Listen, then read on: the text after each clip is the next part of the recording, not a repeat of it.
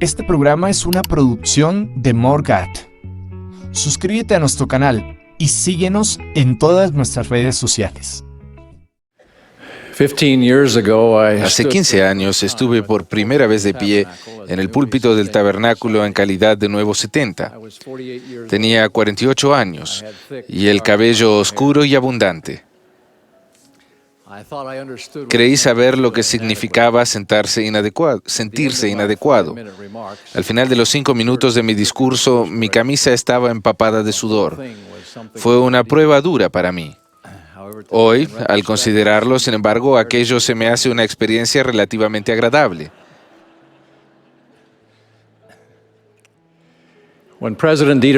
Durante la sesión en la que se sostuvo como miembros del quórum de los 12 apóstoles al presidente Dieter F. Uchtdorf y al elder David A. Bednar, recibí un testimonio del origen divino de sus llamamientos. También recibí en ese momento una comprensión de lo infinitamente sagrado que es el llamamiento y el servicio de un apóstol del Señor Jesucristo. No tengo palabras para expresar esa comprensión, ya que fue una comunicación sin palabras de espíritu a espíritu. Al considerarlo nuevamente ahora, me siento sumamente humilde como nunca me había sentido antes. Y ruego a mi Padre Celestial que me apoye más que nunca para poder estar a la altura de algo que está mucho más allá de mi capacidad natural y para poder concentrarme en otros, dedicándome por entero a servirlos a ustedes. Confío en Él y sé que su gracia es suficiente y por lo tanto aquí estoy dando sin reservas todo lo que tengo y soy a Dios y a su amado Hijo. También dedico quién soy, mi lealtad, mi servicio y mi amor a la primera presidencia y a mis hermanos de los 12.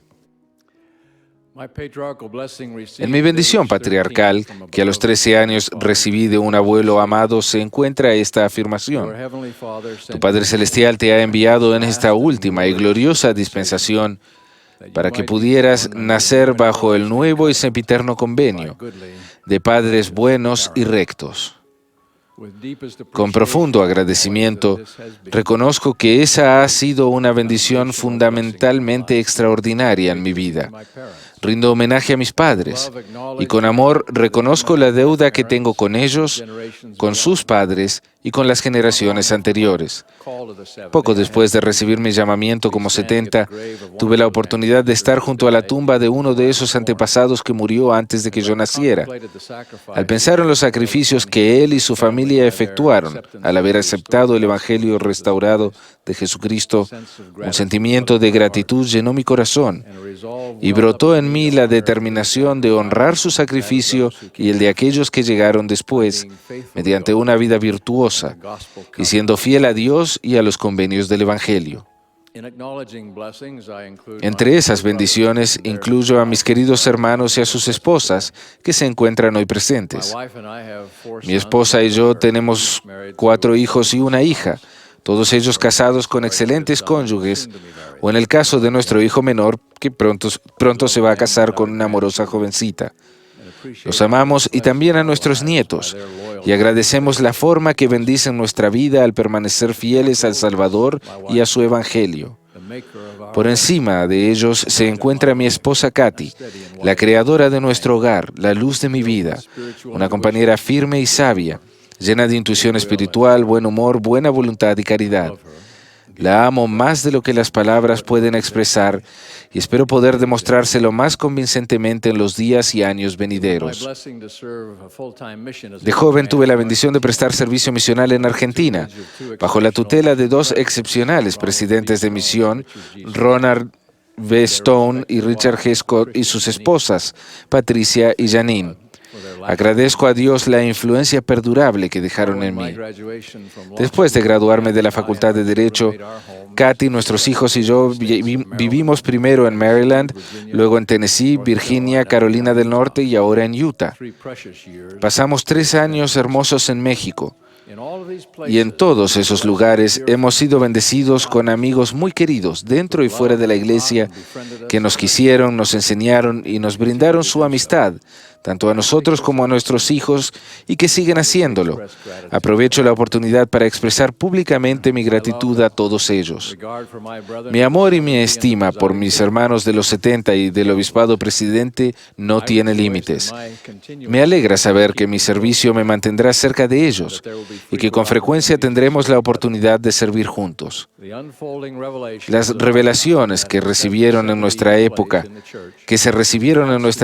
y que han establecido el lugar en la Iglesia para los 70 constituyen uno de los milagros más profundos y quizás menos apreciados de la historia de la obra del Señor en los últimos días. Los 70 son clave para el éxito de la obra ahora y en los años venideros, y me siento sumamente honrado de que mi nombre haya estado entre los de ellos. Que Dios los bendiga, mis hermanos. Deseo expresarles mi testimonio de Jesucristo, el Hijo de Dios, y del poder de su infinito sacrificio expiatorio. Al hacerlo, recuerdo una experiencia que tuve mientras vivía en el estado de Tennessee. Una tarde recibí en casa una llamada de un caballero que no conocía. Se presentó como un ministro de otra religión que acababa de jubilarse y me pidió que nos reuniéramos en privado el domingo siguiente. Al reunirnos, mi invitado me dijo con franqueza que había venido porque estaba preocupado por el bienestar de mi alma. Sacó de su portafolio una lista bastante larga de pasajes del Nuevo Testamento y dijo que quería analizarlas conmigo para ver si podía ayudarme a ser salvo. Me sorprendió un poco su franqueza, pero me di cuenta de que era sincero y me conmovió su interés genuino en mí. Conversamos por más de una hora. Estuvo dispuesto a escucharme explicarle algunas cosas de mis creencias y también a leer algunas enseñanzas del Libro de Mormón que él no conocía. Nos dimos cuenta que muchas de nuestras creencias eran las mismas y que otras no. Se estableció un nexo de amistad y oramos juntos antes de que él se fuera.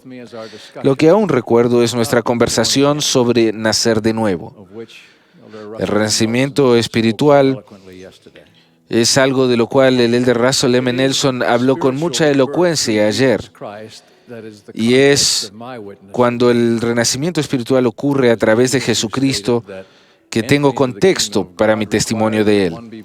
Fue Jesucristo el que dijo que, para entrar en el reino de Dios, debemos nacer de nuevo, es decir, nacer del agua y del Espíritu.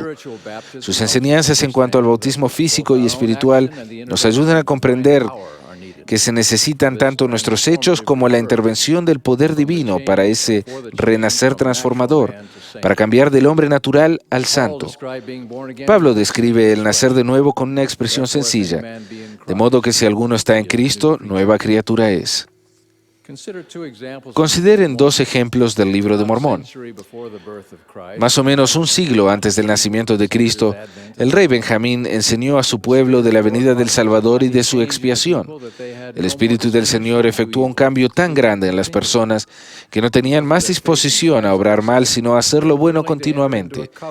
Por su fe en Cristo dijeron, estamos dispuestos a concertar un convenio con nuestro Dios de hacer su voluntad y ser obedientes a sus mandamientos todo el resto de nuestros días. El rey respondió, a causa del convenio que habéis hecho, seréis llamados progenie de Cristo, hijos e hijas de Él, porque he aquí, hoy Él os ha engendrado espiritualmente, pues decís que vuestros corazones han cambiado por medio de la fe en su nombre. El relato de Alma también es instructivo. Mientras él y sus compañeros trataban de destruir la iglesia de Cristo, un ángel los amonestó.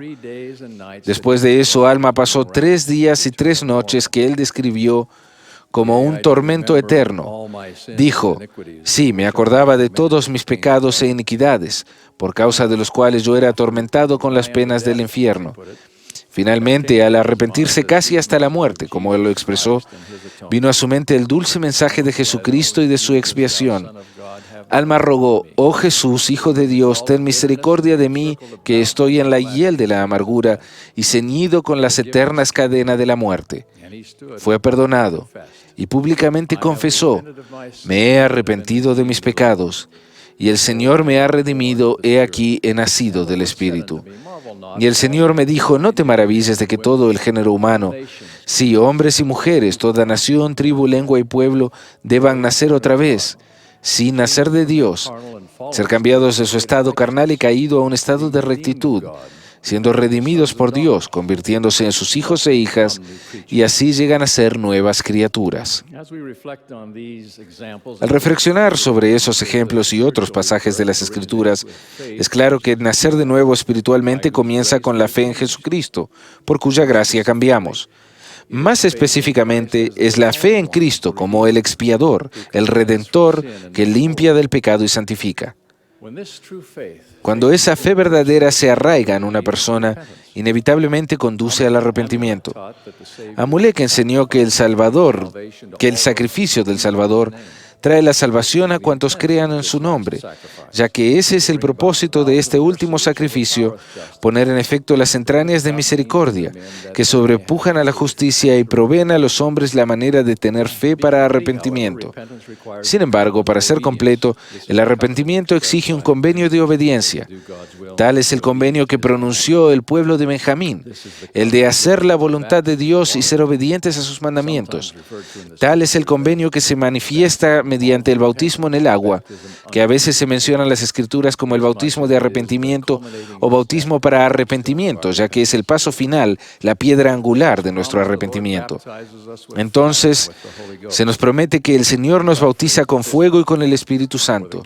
Nefi lo expresó de esta manera: porque la puerta por la cual debéis entrar es el arrepentimiento y el bautismo en el agua, y entonces viene una remisión de vuestros pecados por fuego y por el Espíritu Santo. Al haber así confiado en los méritos de aquel que es poderoso para salvar, somos vivificados en el hombre interior. Y si bien no hemos nacido de nuevo por completo, ciertamente estamos en el camino del renacimiento espiritual.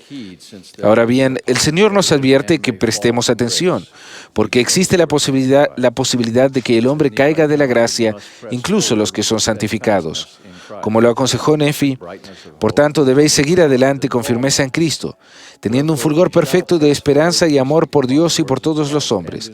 Por tanto, si marcháis adelante, deleitándoos en la palabra de Cristo y perseveráis hasta el fin, he aquí, así dice el Padre, tendréis la vida eterna. Se preguntarán, ¿por qué no se produce ese gran cambio más rápido en mí? Deben recordar que los sorprendentes ejemplos del pueblo del rey Benjamín, de Alma y de otras personas en las Escrituras son extraordinarios y poco comunes. Para la mayoría de nosotros los cambios son graduales y llevan tiempo. Volver a nacer, a diferencia de nacer físicamente, se trata más de un proceso que de un evento, y dedicarnos a ese proceso es el propósito central de la vida terrenal. A su vez, no nos justifiquemos en un esfuerzo casual. No nos conformemos con mantener alguna disposición de hacer lo malo. Participemos dignamente de la Santa Cena cada semana y recurramos al Espíritu Santo para eliminar los últimos vestigios de impureza en nosotros.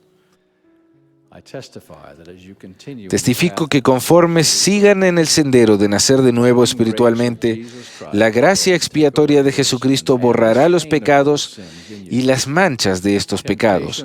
Las tentaciones perderán su atractivo y por medio de Cristo llegarán ustedes a ser santos como Él y nuestro Padre lo son. Conozco a Jesucristo como el Hijo de Dios que vive y que resucitó, y sé que la justificación por la gracia de nuestro Señor y Salvador Jesucristo es justa y verdadera, y también sé que la santificación por la gracia de nuestro Señor y Salvador Jesucristo es justa y verdadera para con todos los que le aman y sirven con toda su alma, mente y fuerza. Me regocijo al considerar que durante el resto de mi vida podré ofrecer a Cristo y las buenas nuevas de Cristo a todo el mundo. Doy testimonio de la realidad y del amor de Dios y de nuestro Padre Celestial, a quien Jesucristo dio toda la gloria. Amo y testifico del profeta José Smith, por medio de su relación personal con el Señor, su traducción y publicación del Libro de Mormón, y como mártir el sellamiento de su testimonio con su sangre, José se ha convertido en el principal revelador de Jesucristo en su verdadera función de divino redentor. Jesús no ha tenido mayor testigo ni mejor amigo que José Smith. Declaro mi testimonio del llamamiento del presidente Thomas S. Monson, como profeta y presidente de la Iglesia de Jesucristo de los Santos de los Últimos Días. Y prometo mi lealtad a Él y a sus consejeros en sus sagradas funciones.